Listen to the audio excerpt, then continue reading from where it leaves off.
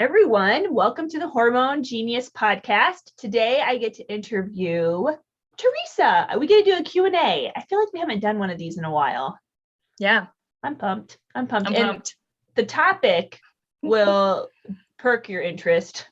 Yeah. Because I'm going to be doing a Q&A about our very awesome girl part, lady part, the VAG. VAG. VAG. It's an acronym. I'm really excited. So as you ladies realize and know, there are many things that our vaginal discharges can tell us about the state of our health, whether that mean that it points us in the direction of understanding and knowing that we're healthy in regards to our hormone levels, as the signs of health, and then also maybe when something's a little wonky. And we're going to just really dig into this. And it's, I always make the joke, Teresa, that it's so interesting because in high school, I was so uncomfortable about all the things about being a girl. And that middle of the month, like our cycle, that vaginal discharge, I was so embarrassed by it because I didn't know it was normal. B, I didn't know it was a sign of health. C, no one talked about it, and dare I not bring it up to anyone. And so it's just funny that I was so grossed out by it all. And now it's like my job to talk about vaginal secretions. And I love it. It's kind of funny the way that works out. Yeah. So let's start. Awesome. Okay, so Teresa, tell us a little bit about vaginal discharge, and maybe we can even begin with what is healthy and what we should be looking for. And then we'll kind of flip the coin and talk about the other stuff. Sure.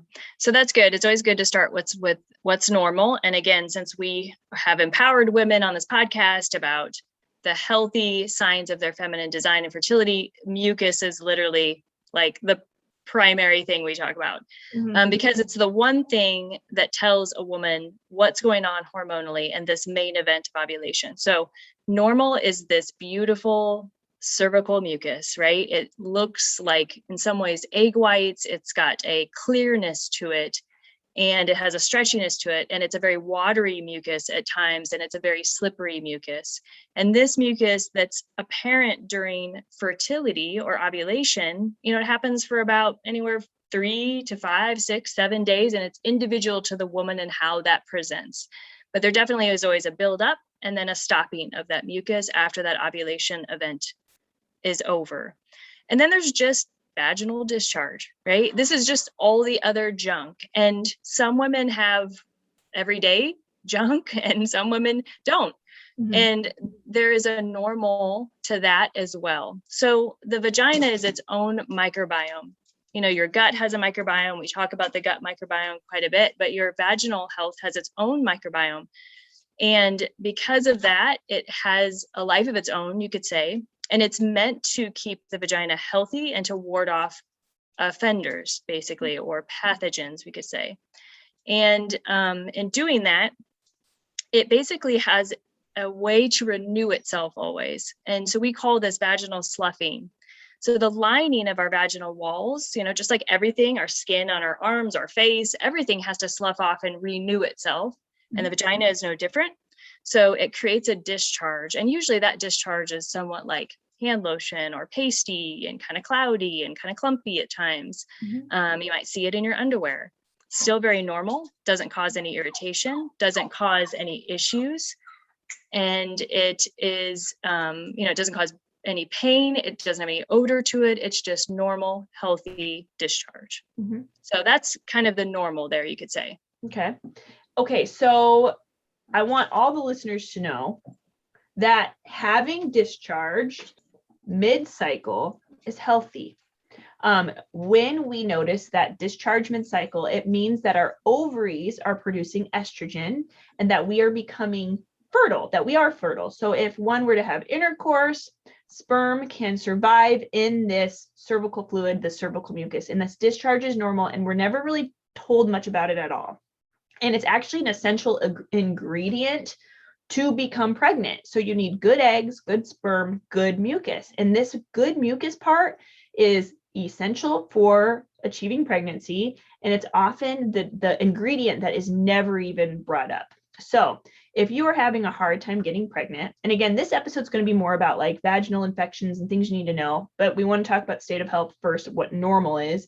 But if you are listening to this and you're having a hard time getting pregnant and you have not brought up anything about vaginal discharge, you and your doctor haven't talked about this yet, please bring that up or email us and ask for some suggestions, because there's always things in our toolkit. And that also may mean it gives us information and data about the state of your hormones and lab work that could be done to investigate more. So that's a little side note there. All right. So Teresa, we know kind of, again, a quick overview of what is normal. What would be an abnormal discharge a woman would want to be seen for?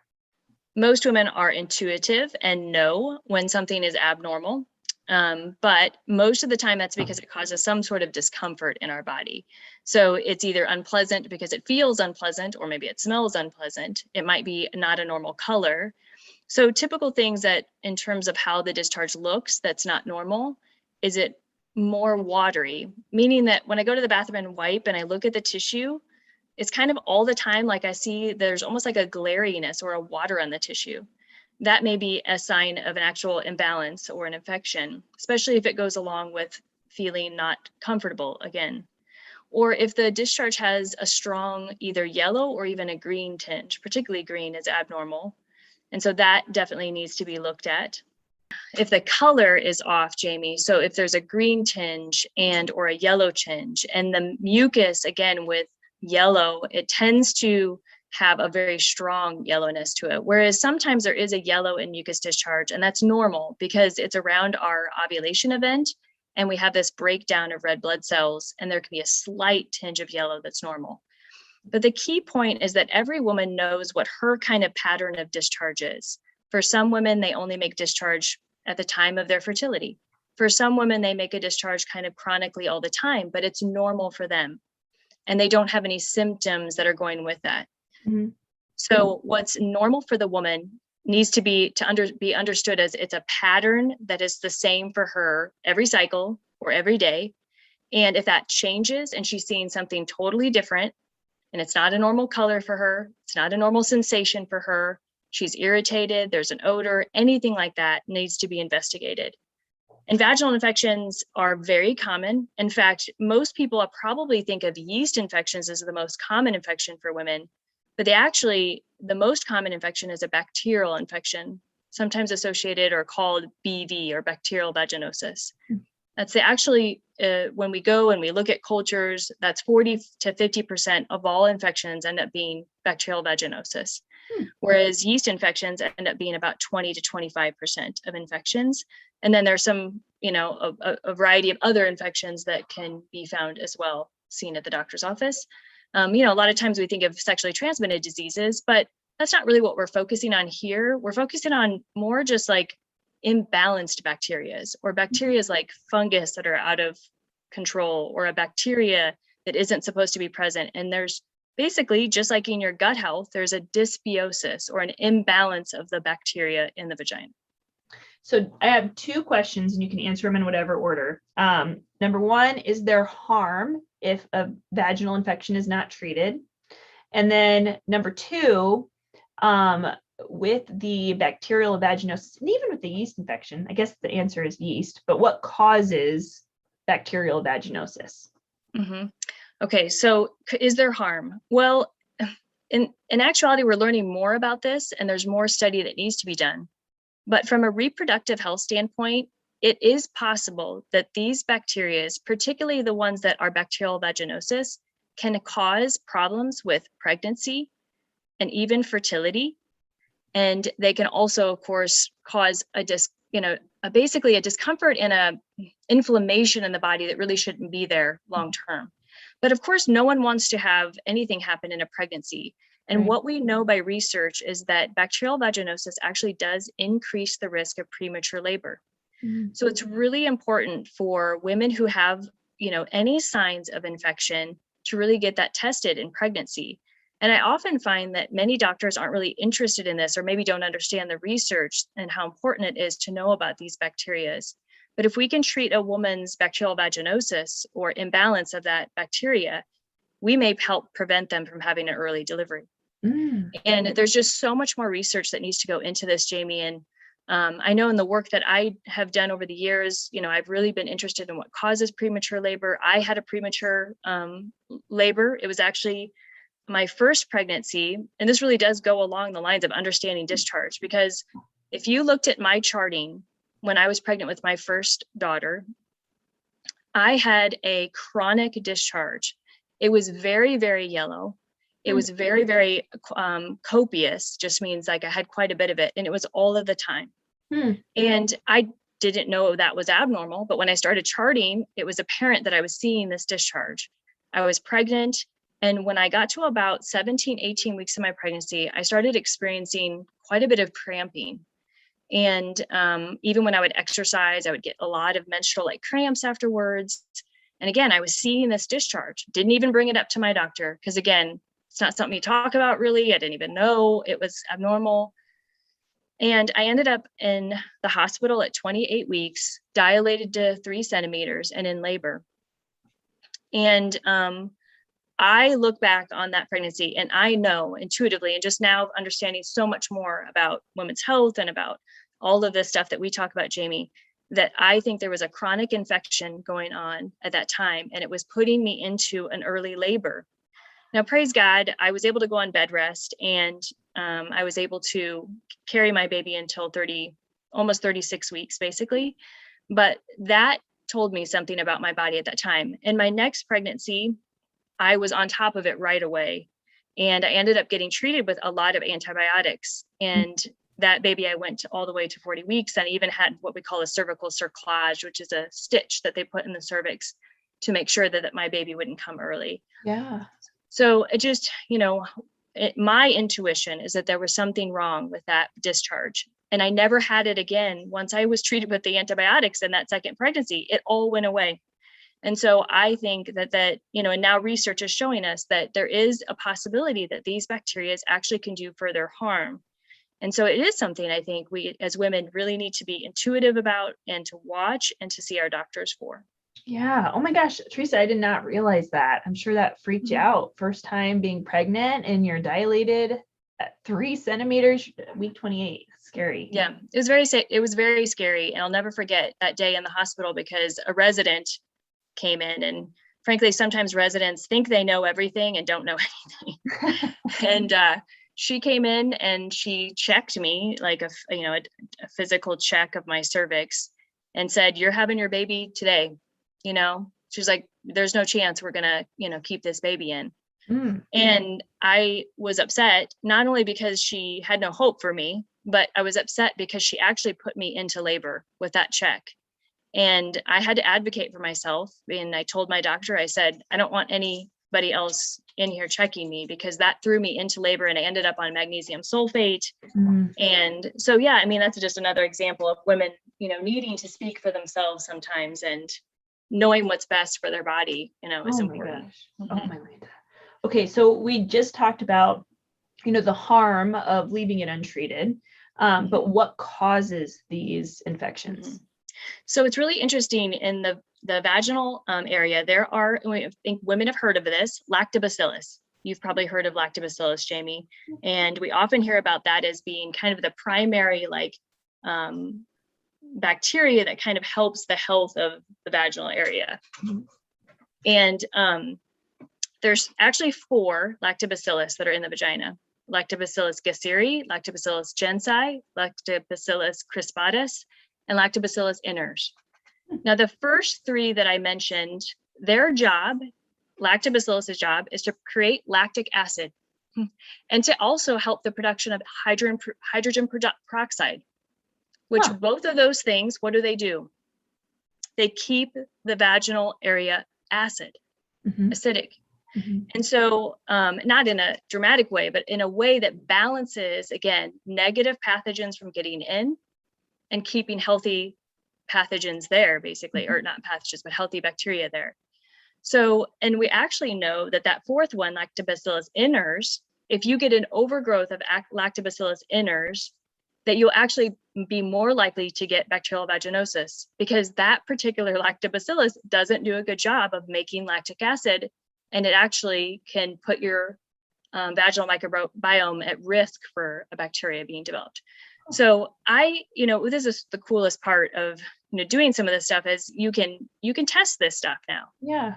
In the cultures. Now, some doctors, I say they use the very basic test. It just tests for candida, it just tests for bacteria. It's like only 2 things on that test. But there are really beautiful now testing that can actually tell you what the vaginal microbiome is doing, as well as picking up bacteria that shouldn't be there so that you know exactly what's going on and how to target it.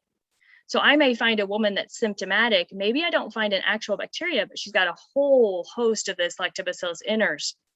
And I know that she's probably transitioning to a bacterial vaginosis. Interesting. So, and again, that particular thing, and I just want you to know this as women, any bacteria that's in that category of bacterial vaginosis, and there's several of them, there's Gardnerella, there's Atopobium, there's Prevotella, there's a megaspores. These are all what we call anaerobic bacteria. They tend to cause like a dampness. So women will walk around and they kind of just feel wet. Yeah. And it may not be like, again, that itchy or that off. It's just like kind of feel wet all the time. Yeah. And again, when I go to the bathroom, I might see this glariness or wateriness. And that I always ask those questions because then I know I'm supposed to be testing for that. Kind of interesting. Yeah, totally. Okay. So if a woman is listening to this, because again, for women who don't maybe chart their cycle and they're hearing this, even though we just said that it's healthy to have discharge mid-cycle, it's a sign of health. What would you say? I know you keep saying glary and wet, but because we know that those words might mean different in our minds in terms of how it's translated, can you describe, like, again, the main difference in terms of what is healthy and then what is something that might mean infection? Sure. So again, if it's ovulation mucus, it's generally gonna have like an ability to pick it up and stretch it beautifully, right? But when I say like a glary wetness, that doesn't have any mucus with it. It's just the wateriness in and of itself. So that's kind of the main difference there. There's not the mucus, the beautiful mucus that's with it. And then I would just stress again that most of the time when you have an abnormal discharge, there's generally some symptom there that's making the woman feel like just something's not right. Sure. This is super interesting. And we've actually done studies with this with the Creighton model system that, and Jamie, since you teach the Creighton model, you're probably aware of this, but when we see a frequent description of the 2W, and in Creighton model, that just means I see wateriness on the tissue. If we see lots of 2Ws, what Dr. Hildreth at St. Paul VI Institute did is he tested those, and those tended to have more infection, more bacteria is present.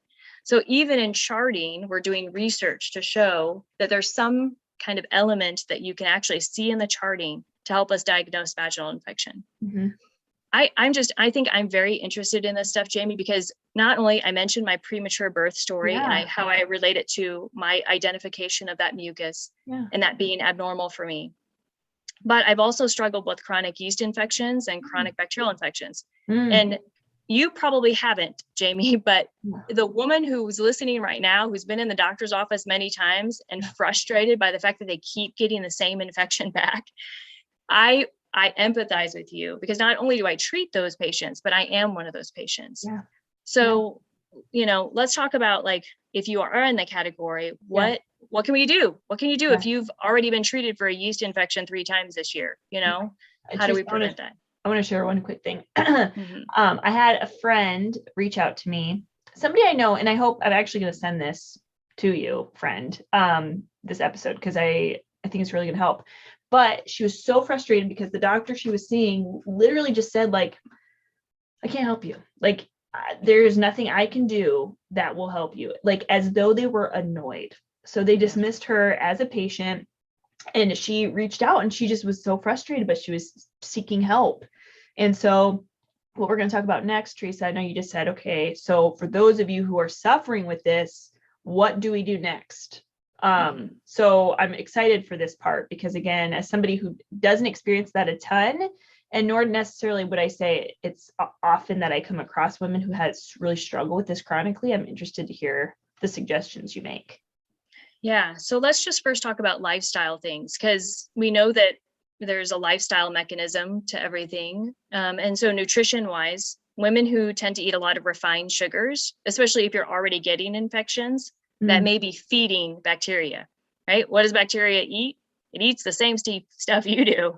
Yeah. It just happens to also like and crave the same stuff you do, which is a bunch of crap and sugar. Yeah. So sometimes removing that out of the diet actually can make a big difference, which, that's a hard one for people to manage, but I have seen it work when people really make a concerted effort to do that. So we know about, like vaginal health in terms of cleansing. And Jamie, you could probably speak to this too. But we want to avoid number one, you want to avoid antibacterial soaps. I mean, I'll never forget. I mean, this is again, kind of the 90s, probably late 90s when triclosan, it was an antibacterial agent. It was added to every, soap to kind of prevent infection. And, Dial and all the Irish Spring, they were all adding this particular and so that's why you saw all these soaps say antibacterial, right? That sounds really good. Right. Except it's not really good when you do that in your vagina. It might be okay for your hands, and I don't even know if that really is the truth. It's probably not good for us in general, but you need those healthy lactobacillus, and those antibacterial soaps will kill those faster than you can imagine. Yeah. Jeez Louise. Okay, so ladies, they probably don't put that in the soaps anymore, like for body soap, do they? Yeah, you can still, I'm sure, find it, but anything that says antibacterial, let's just put it that way, you shouldn't be using. Right. And then we all know too, Jamie, about what types of scented things and chemicals. Absolutely. We just did our podcast on endocrine system disruptors. You shouldn't be using any of that anywhere, but especially down there in your PAG. And often when I'm meeting with people, I'm like, do you use fabric softeners in your dryer when you're doing your laundry with your undies? And that's always how I ask in that kind of way.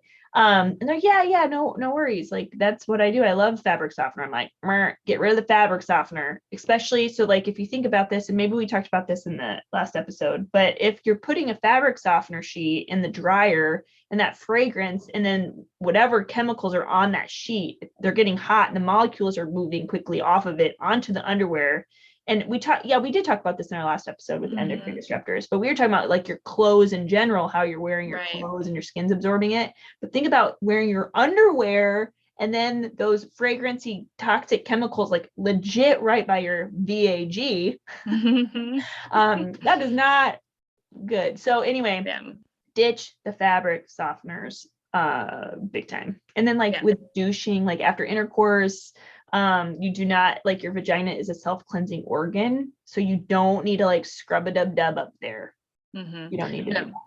No, absolutely. And the other thing we want to talk about, Jamie, is just that, wet clothing, anything that breeds kind of wetness in the vaginal area, we should avoid. So your stretchy pants, your Athletica, your Lululemons, your swimsuits, all of that workout clothing, once you're done working out, get that stuff off right away.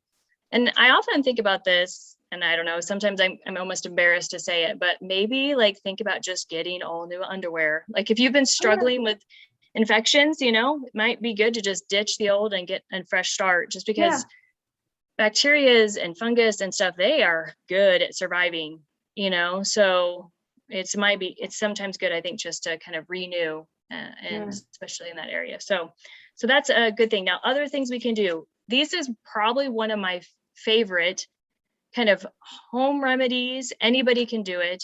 And especially those who suffer from chronic vaginal infections. It's boric acid suppositories. So boric acid, and some of you might use Borox or Borix in your laundry soap because it's a very natural cleanser, kind of similar to baking soda. But boric acid has been used for a very long time to treat vaginal infections, especially more alternative practitioners. Midwives might use it to treat yeast infection or even a bacterial infection. But I love it for prevention.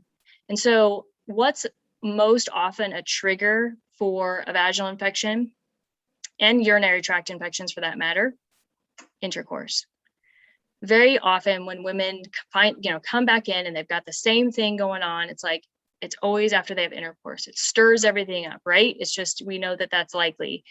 So if you insert one boric acid capsule, these are over the counter. They generally come as 600 milligrams. There's a variety of brands you can get out there.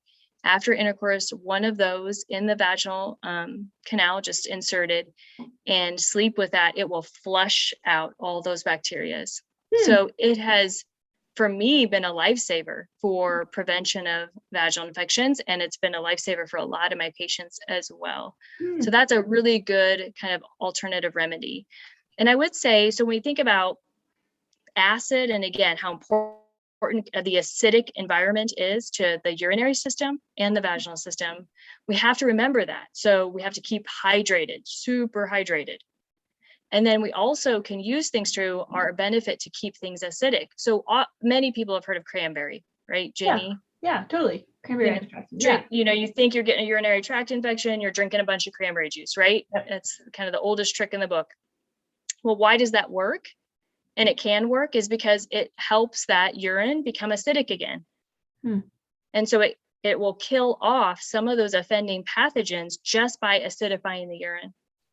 And so you can actually use as a prevention something called D-mannose. And D-mannose has been studied quite a bit. And it also is an acidifier, and it's what's in cranberries. So you can find D-mannose over the counter. You could take 2 of those after intercourse. You can take it on a daily basis, actually, just as a prevention in general.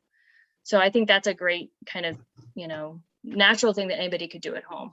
I took D-mannose right after my husband and I got married. I was getting urinary tract infections all the time. And so I was on antibiotics. I did the monostat, whatevers, and it was just crazy. And so, yes, I started preemptively just taking D-mannose all the time. And it was the only thing that ever really worked. And so I can testify to the effectiveness of that for sure. That's great. Okay. So let's say, and this, we're going to be wrapping up, which is, I love this episode. I didn't think I'd love this one as much, about the VAG, very awesome girl part. I don't know. But I actually really like this because I'm sure so many women just don't feel like they want to bring this up to anyone. But what if somebody's still struggling and they're doing the boric acid and they're doing everything and there's still a struggle? Like, what's their next step? Is there a next step? Well, let's again reiterate how important it is to see a medical practitioner, a medical doctor. If you are actually symptomatic, you're doing things at home and it's not working, you got to see your doctor and you got to get the right treatment for the right bacteria, the right bug. So there are times when medicine is absolutely necessary. So I don't want to play that down, that this isn't an all natural thing. Now, I would say if you do have to go on antibiotics, what do we know about antibiotics? I mean, they work really well, but at the same time, they have these negative side effects. And one being that they alter the gut biome and even the vaginal biome. So we want to put back those good, healthy bacteria.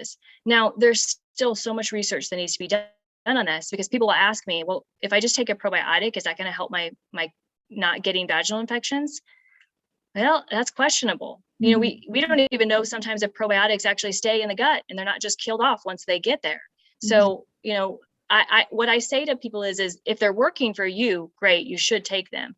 And really anybody on an antibiotic should get a high quality probiotic and take it for at least the duration of your antibiotic and 2 to 4 weeks after that to restore that. But there are a couple of companies that have made more probiotics, and it makes more sense to me because, again, how does it get to the VAG going from your mouth to your gut, through your intestines, it doesn't even make sense, Right. So to put it right there does make sense. And so we've got Gero makes one called Femdophilus that can be used vaginally. There's one called ProFem too. So that makes more sense to me. And I hope there's more companies that are going to come out with more targeted probiotics for vaginal health, because probiotics are great. And if you, again, find a good quality one, I think that's important for all of our guts, but whether or not they can get where they get to is another question. Oh, amen. And if any of you guys have questions in terms of probiotics that I recommend, definitely reach out. And Teresa, of course, both of us. Okay, so Teresa, we're wrapping up this episode. Actually, can you believe it? But I do want to say to all of our listeners that we have 2 really cool things happening within the Hormone Genius world that we want to announce to all of you. And then we'll kind of recap this episode, but I want to be sure to say this before we forget. We are going to be launching a mini course, and we're really excited about it. If you go to our website, I'm sorry, not fiat. What am I saying? That's my business. I'd be so used to saying fiatliving.org. Okay. If you go to hormonegenius.com, you will find like a pop-up thing that says, be on the list, be on the wait list if you want to learn more about courses that we're offering. So our hope is to be able to launch that maybe before the end of the year. We're shooting this in 2021, just as an FYI if you're listening to this later. Second thing is we are now accepting applicants to become sponsors to individual episodes. So if you're a business and you want to sponsor a bundle of episodes or one episode to get your business out there, but also to support our podcast so we can continue what we're doing, please let us know. You can also go to our website, hormonegenius.com, and there is a little area there where you can put your information in. Also, you could sponsor an episode, maybe your wife, maybe you're a guy, you're listening to a wife, or you're a sister or a mother or your daughter, and you know that a loved one loves our podcast. First of all, we want to say thank you, but also you can sponsor an episode as a gift to them. We can give a shout out to your loved one as a present. So if you want to learn more, please go to our website to learn more. But Teresa, you never cease to amaze me, or you always cease to amaze me. What's the saying? I don't remember, but I learned so much from you. And again, I'm not surprised that my mind has been blown about our very awesome girl part, the badge, the VAG. Today. Yes. I'm so excited. We'll probably have to do another episode, Jamie, because I still am swimming with thoughts and ideas about this particular topic, and I know that it affects a lot of women. So we'll swing back around someday to the VAG, but for now, signing off on this one. All right. Thanks, Teresa.